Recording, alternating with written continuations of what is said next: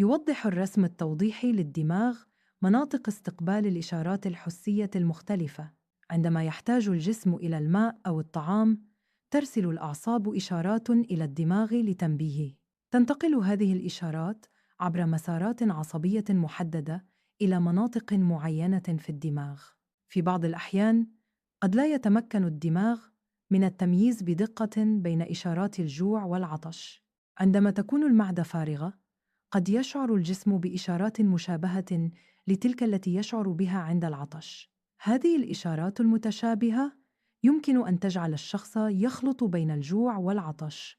شرب الماء يمكن أن يساعد في تحديد ما إذا كان الجسم يحتاج إلى الماء أم إلى الطعام.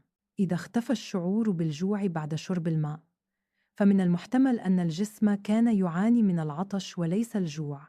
في بعض الأحيان، ما نعتقد أنه جوع قد يكون في الواقع عطشاً. شرب الماء يمكن أن يساعد في تحديد ما إذا كان الجسم يحتاج حقاً إلى الطعام. إذا اختفى الإحساس بالجوع بعد شرب الماء، فمن المحتمل أن الجسم كان يعاني من العطش.